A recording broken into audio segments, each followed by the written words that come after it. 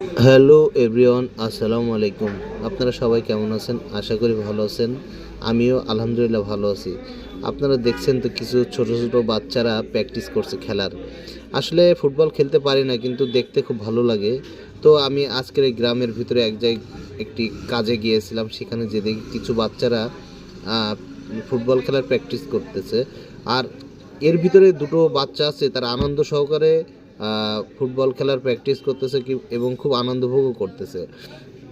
তো আসলে সত্য কথা বলতে কি, খেলাধুলার একটা প্রবাদ আছে, প্রবাদটা হচ্ছে যে খেলাধুলো করব, সুন্দর জীবন গড়ব, মাদক সেবন করব না, সুন্দর জীবন নষ্ট করব না। তো আসলে বেশ ভালো লাগলো ওদের কাছে যে, আর ওদের একাডেমির নাম আছে নবদিগান্ত আহ, ফুটবল একাডেমি, খুব সম্ভব আমি শিওর বলতে পারছেন হয়তো বা। তো আসলে এটা হচ্ছে যশোর সদর চাষরা বর্মনপাড়ায় এই একাডেমিটা চালায় আমারই এক পরিচিত ছোট ভাই সুমন মল্লিক। তো আসলে সুমন মল্লিককে অসংখ্য অসংখ্য ধন্যবাদ যে এত সুন্দর একটি মহৎ কাজ করার জন্য। খেলাধুলো করলে আসলে সত্য কথা কিন্তু সঙ্গদোষে মানুষ নষ্ট হয়। তা খেলাধুলো করলে কিন্তু মন মাইন্ড ভালো থাকে এবং মানুষও খুব ভালো থাকে। তো ওই যে দেখছেন যে ডিগবাজি দিচ্ছে, সেটা হচ্ছে ওর শাস্তি। ও ভুল খেলেছে, এজন্য ছোটো ভাই সুমন মল্লিক ওদের কোচ সে তাকে শাস্তি দিল।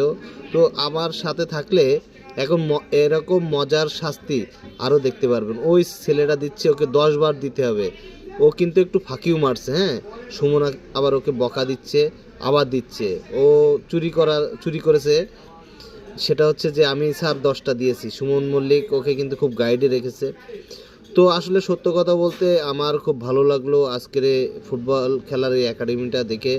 এর পাশাপাশি আমাদেরও একটি ছোট ভাই আছে, জিকে ফুটবল একাডেমি। সেও একটা চালায়, একাডেমি চালায়। তো আসলে সত্য কথা বলতে আজকে যে ওখানে আমার মনটা ভরে গেছে। গ্রামের ভিতরে এত সুন্দর একটি মহৎ কাজ করতেছে ছোট ভাই সুমন মল্লিক। আর তার চেয়ে খুদে প্লেয়ারগুলো বেশ আনন্দ করছে, ওরা খুব খুশি খুব খুশি। আর ওদের শটটাও অসাধারণ। অবশেষে ওই ছেলেটা 10টা হলো, আবার নতুন করে এই ছেলেটাকেও 10টা দিয়েছে। তো আসলে সত্য কথা, স্যারের কাছ থেকে চুরি করার মজাটাই মানে আলাদা। ওই ছেলে সবাইকে শাস্তি দিচ্ছে, যে ভুল করছে তাকে শাস্তি গ্রহণ করতে হবে। তো আসলে সবাই ভালো থাকবেন আর চেষ্টা করবেন খেলাধুলোর সাথে থাকতে, যাতে সুন্দর জীবন গড়া যায় এবং ভালো কিছু আশা করা যায়। আল্লাহ হাফেজ।